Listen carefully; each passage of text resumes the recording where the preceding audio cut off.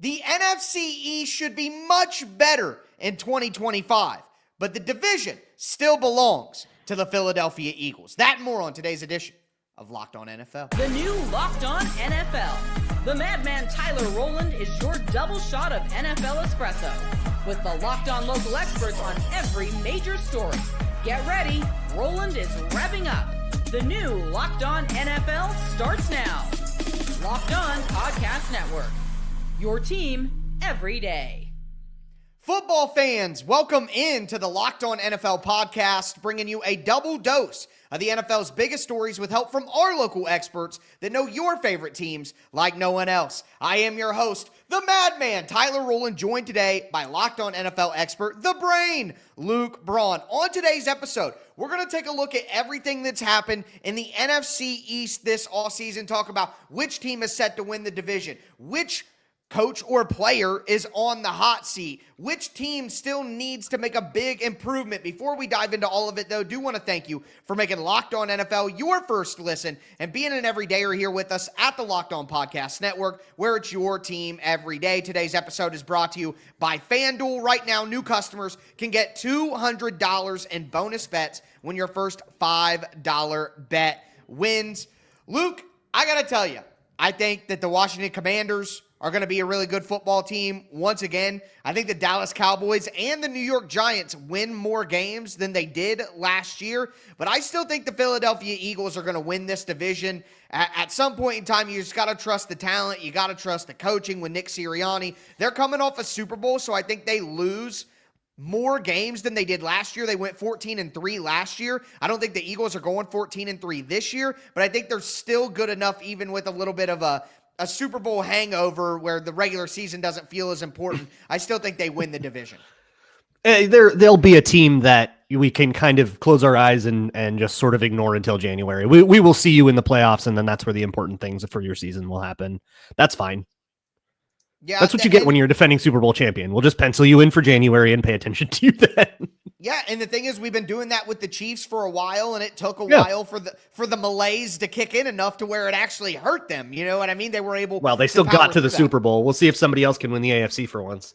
Yeah, we'll see if that happens. But I think the key to Philadelphia, though, continuing to hold on to the division when they may not be as hungry and other teams are going to be even more hungry than they were before, is changing things up, not doing things exactly the way that they did before. And my guy, Legacy Louie from Locked On Eagles, has a good idea for how they can do that with Saquon Barkley. I do think they need to use Saquon Barkley in a different way. I think they should start to use him more as a receiver in 2025. He'll still get the ball, but it's in a more productive way. It's in a more creative way to keep him healthy.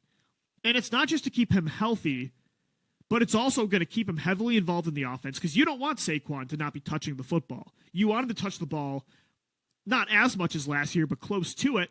And I think if they lose Dallas Cowboys, this is another way to make up for that that loss of production in the passing game. If you lose Dallas Cowboys, that's a lot of targets. That's a lot of explosive plays. That's a lot of plays over the middle of the field, a lot of run after the catch opportunities that are headed to another football team. So how do you replace him? Yeah, you get the ball more to A.J. Brown and Devontae Smith. Jahan Dotson hopefully steps up. Maybe you trade for another tight end, or Grant Calcaterra steps up this year. Another way to replace that production, if they have to, that we're not talking about, is giving Saquon Barkley the ball more in the passing game. And it kills two birds with one stone. Kind of three birds, actually. It helps replace Goddard's production. It keeps Barkley healthier, right, by reducing his workload in the backfield running the ball.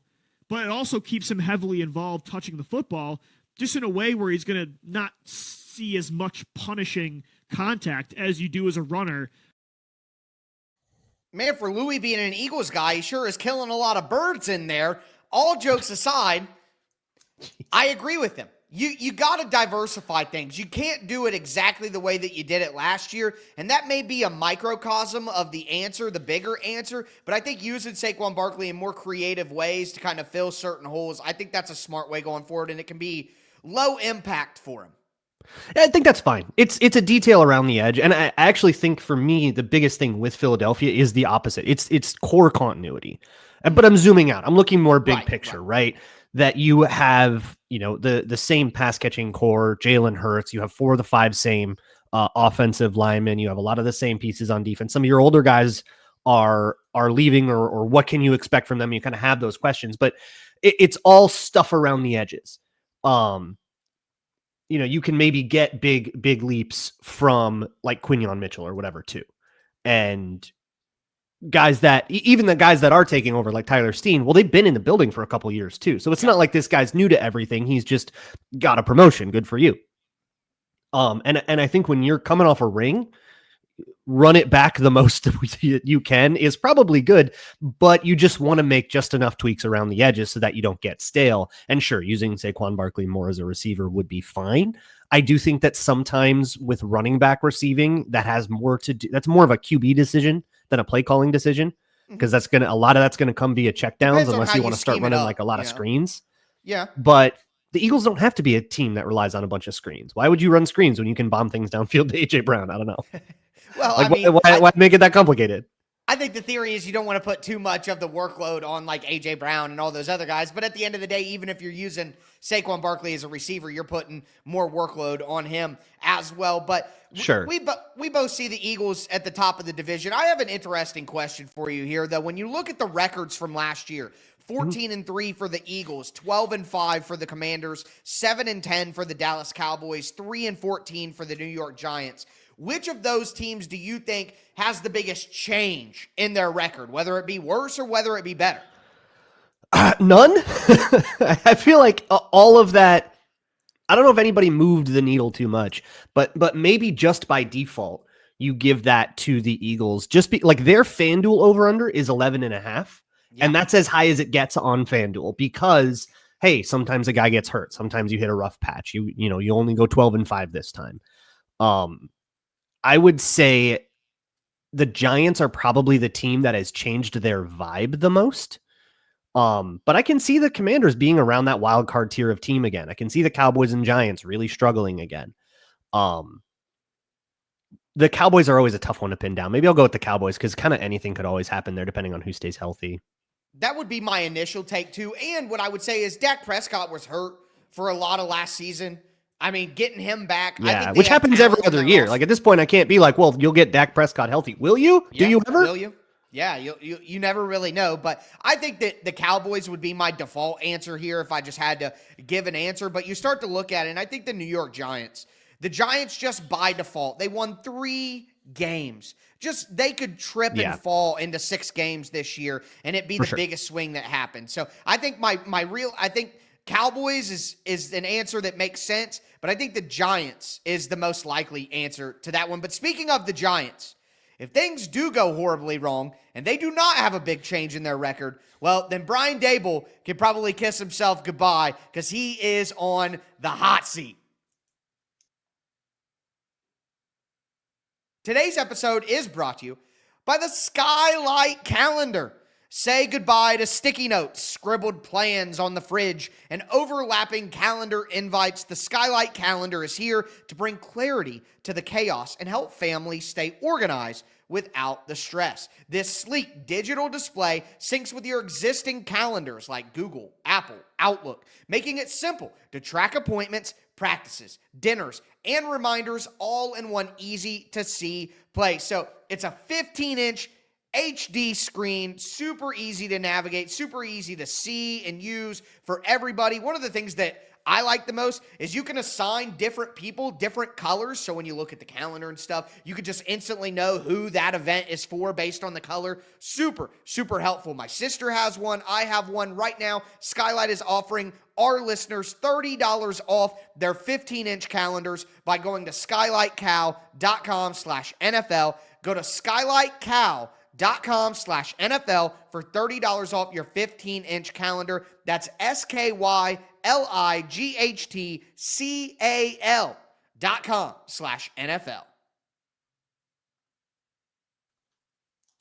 All right, Luke, let's continue today's edition of Locked On NFL. Taking a look at the NFC East. We talked about the team we think is going to win the division. Philly still holds it. Which team could change their record the most, good or bad? But now I want to look at some individual cases, some individual stories. And we got to start with who is on the hot seat in this division. For me, it can be a player, it can be a coach, but at the end of the day, I go to the traditional route, and it's Brian Daboll. And you're starting to hear expectations in New York that I don't know if Brian Daboll can live up to. And Patricia Traina from Locked On Giants kind of gives you an idea of where people might be at. Now, even the year that they made the playoffs under Shane and Daboll, which was 2022, the first year of that regime, the Giants went 1-4 in the division. And if I remember correctly, they sweated it out until the very end of the season or near the end of the season. I think they had clinched it in, I want to say week 17, excuse me, because the following week, was week 18. It was against the Eagles and they sat all their starters. So, the first step, I think, to having postseason success and also showing that you're on that you're improving, you got to win in the division.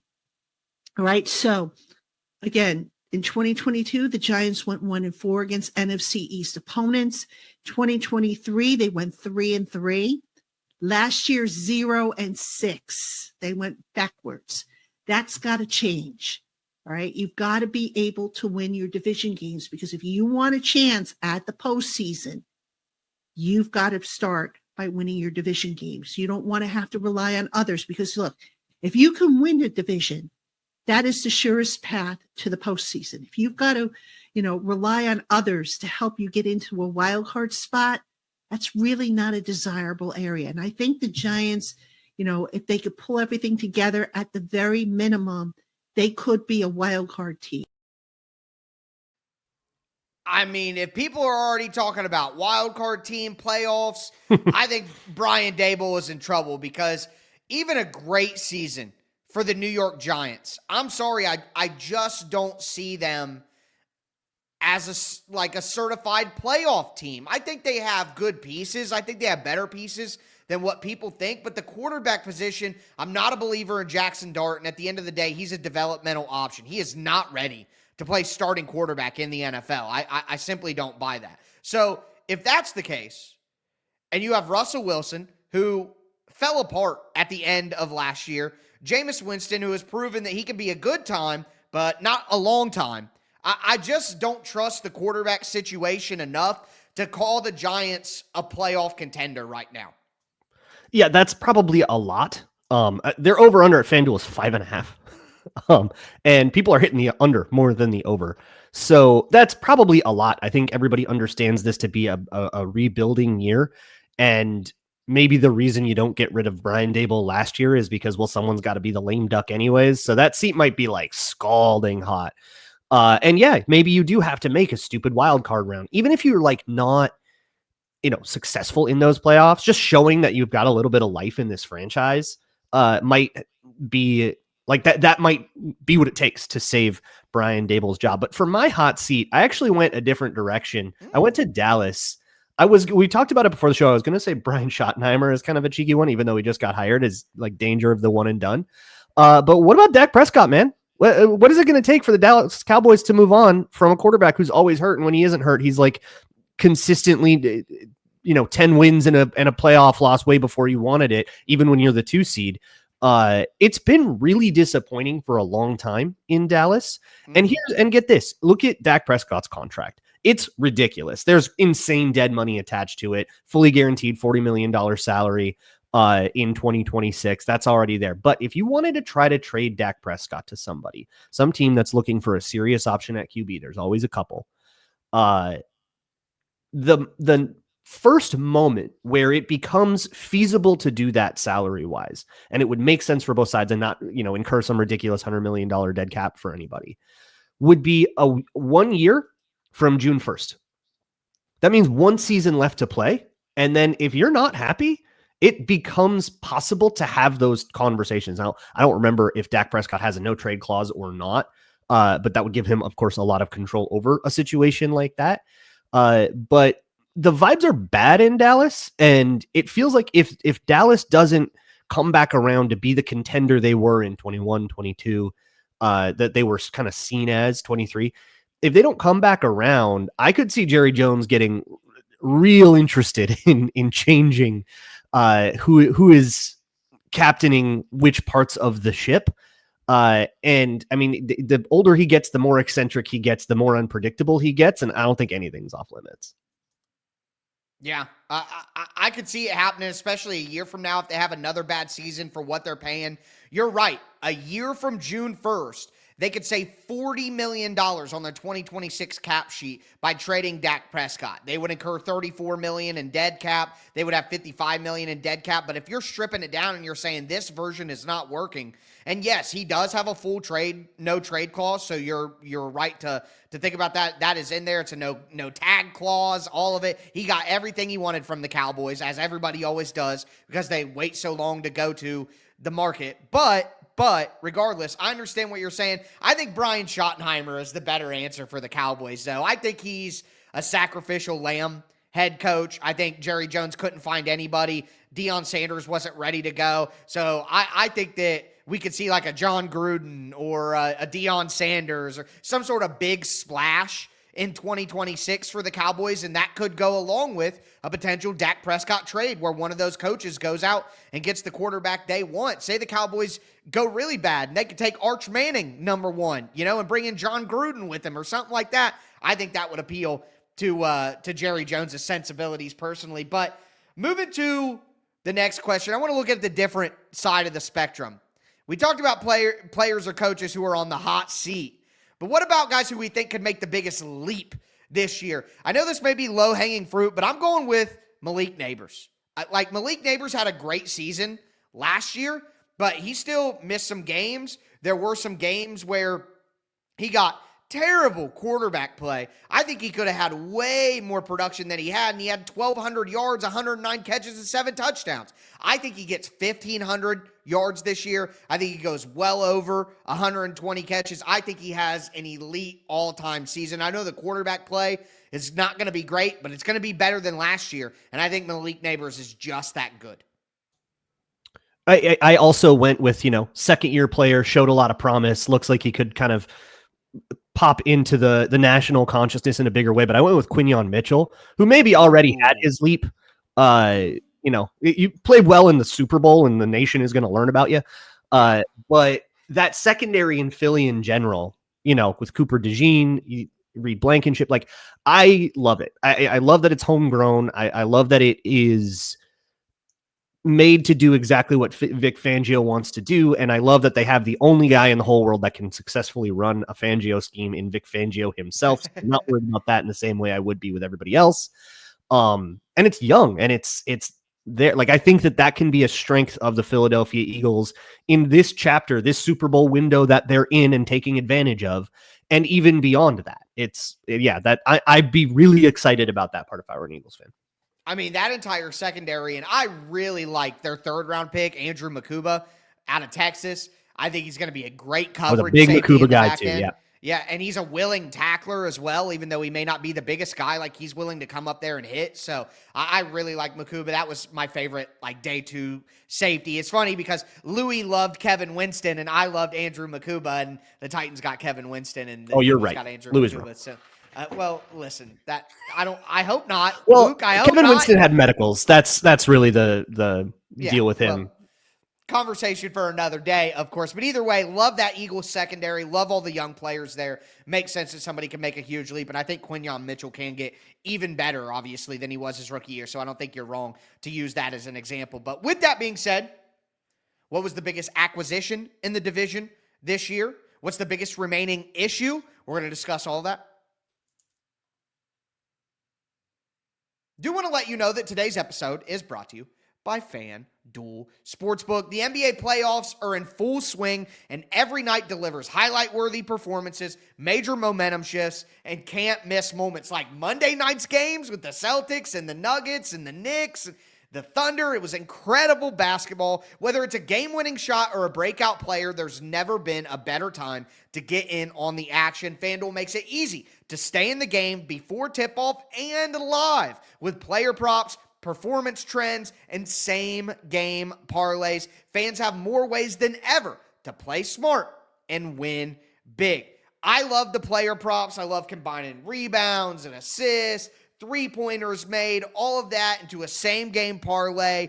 The app is incredible to look at, visually pleasing, especially tracking those parlays as well. And if you're new to FanDuel, it's the perfect time to sign up because you can head to FanDuel.com, place your first $5 bet, and if it wins, you'll get $200 in bonus bets. Make every moment more with FanDuel, the official sports betting partner of the NBA.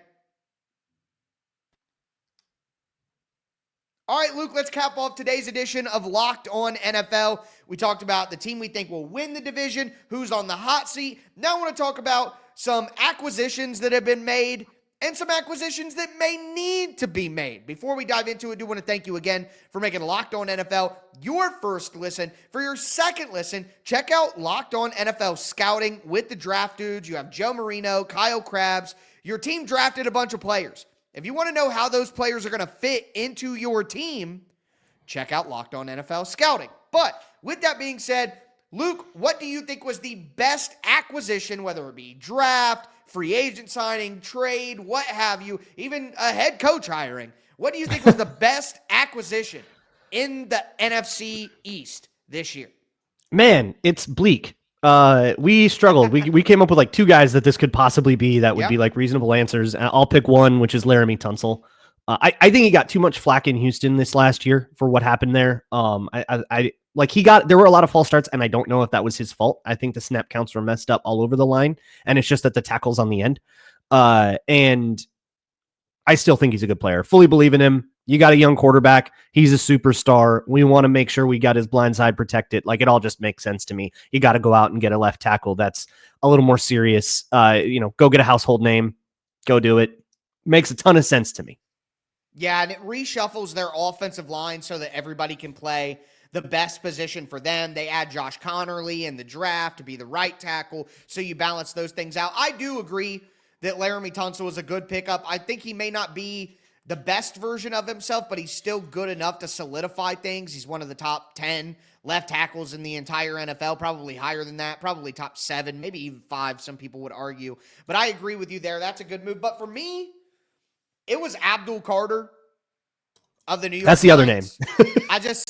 I loved Abdul Carter so much. He was my number one player in the draft. I think he's going to be amazing. I really do think he can be like a Micah Parsons for the New York Giants. I'm just so high on Abdul Carter that I look around that division. The best football player that got added to that division is Abdul Carter, in my opinion. Just because he came from college and hasn't proven it yet, I understand. But that's going to be my choice for that one. Yeah, makes a ton of sense to me. It sort of ushers Kayvon Thibodeau. You want to talk about a hot seat, Kayvon Thibodeau. Yeah, we should have mentioned Kind of ushers him out. Yeah. But that's how it goes. You play on your rookie contract. You don't play up to the expectations of a top 5 pick. You get replaced by another top 5 pick. Dark times in the Giants where you can be in the top 5 often enough to do that. But here we are. Yeah, and I mean, think about like Evan Neal, who was a top 7 pick, who is just... I loved that draft. I think I came on this show and said that the Giants were my winner of the draft. Go get to bolster the trenches, go do the nice, the eat your meat and potatoes kind of thing. And then both those guys flame out. That's how it always goes. Yeah. It just shows you that no matter what path you take in the draft, it could fail just as easy as any other path. There's no answer to it. Safe. But speaking of failing, the only answer is draft good players. Good luck. The Dallas Cowboys didn't take a wide receiver at 12 when everybody thought that they might take a guy like Matthew Golden. Maybe they would have taken Tataroa McMillan. We will never know. But they take Tyler Booker, who, based on consensus, was overdrafted by about 20 spots by the Cowboys. Now, he had terrible testing scores and, all of that. There were those concerns. But at the end of the day, the Cowboys didn't really seriously address a wide receiver, and it's leaving our guys from Locked On Cowboys wondering if they might consider a big-time trade. I don't think I would want to be in the business of trading assets for George Pickens. I can understand that for sure. Like if I didn't feel like the Cowboys were in a spot that they needed to do something like this, I probably would never suggest this either. Again, I also think that the part of the circumstance aspect of this makes this more palatable for us, right? Like the fact that it is a contract year, maybe that motivates them a little bit. Maybe it doesn't, though. I mean, the truth is Pickens has had plenty of motivation to play well. and to kind of act right, and he doesn't. So the hope, obviously we're hoping against hope here on some of this stuff. But I think I would also like to point out that none of these solutions that anybody's going to come up with are without wars, right? Or without some sort of serious war. And I also think that the more mercurial the talent, like the higher the talent, the more, stuff you're going to have to likely deal with. And that goes all the way through free agency or trade. I honestly think Pickens to the Cowboys would be awesome. I think it just makes sense. It fits. They're a team that's willing to take on guys like that, just like the Steelers have always been. The Steelers go out and get DK Metcalf. So to me, the writing's on the wall, whether it's now or whether it's next year. George Pickens is not going to stay with the Pittsburgh Steelers, in my opinion. So with the Cowboys wide receiver group being the biggest remaining roster issue in the division, in my opinion, Pickens would make a ton of sense. And I think it's just a perfect fit. Sure. Yeah. It's get an insane receiver in Dallas again. Makes sense to me. I love the other options that they were talking about during the show were like bringing back Amari Cooper or Keenan Allen or something like that. I mean, you can do that if you want, but is that a meaningful way to solve the issue? I don't know. They made their trade for Jonathan Mingo, so maybe that's the young wide receiver that they're going to develop. It's not very inspiring. Break there. Like I do prefer, I think, these ideas to like Tet McMillan. I like what the Cowboys did. One great way to support a struggling passing game is to not have to turn to it every time you're in 2nd and 6. Because you can actually rely on getting, running for 3 yards and 3 yards again and converting. So I like that. I just feel like the Cowboys are, again, zoom way out. Like there's a rot in the Cowboys core that needs to kind of get worse before it gets better. But my biggest remaining issue here in the NFC East has nothing to do with Dallas, unless I can say Dallas ownership, but I've complained about them enough here and I wanted to mix it up. It's the Commanders secondary. Commanders secondary has added a little, but not enough for me to feel like it's any. Like they had big problems in the secondary, big problems in the NFC Championship game all over that defense that led to that blowout. But like they're still relying heavily on Noah Igbenogany. Yeah. I like Mike Sandra still reasonably, but like they added like Will Harris and Trey Amos in the second round. And those guys, I don't think they move the needle quite enough for me to feel like that secondary is fixed. So I worry that the Commanders are going to be in games, 38-33, or getting smoked by, by Philadelphia at the end. I feel like this is still a team you can hang 40 on and make Jaden Daniels do all the work. Yeah, and then what's Marshawn Lattimore going to actually be this year? Right. Is he going to come back? Is he going to play? Is he going to be healthy? Did the Saints sell him a lemon? Yes, it's very, very close to being a complete disaster for them. So that's a great call out there as well. That is something to be concerned about. But we do have summer free agency. Potential trades are still available, and we know that the Commanders are being very aggressive on the trade market, so we will see how both of these teams look to repair their issues. But and I do love the Commanders offseason. I think the best thing that they did is tried their best to change as little as possible. They avoided change. So, we want to talk about the biggest team change, but for the Commanders, I think the point, and for Philly, the point was avoiding that. You did well. Run it back. I'm lukewarm on their draft and the Deebo Samuel trade. So I would give them like a B for their. It's the extensions. That's the stuff that I like. But yeah. But we're seeing more of that nowadays. So with that being said, that is going to do it for today's edition of Locked On NFL. I am your host, the Madman, Tyler Rowland, for my co-host, the Brain, Luke Braun. As I tell you every episode, thanks for tuning in and stay safe out there.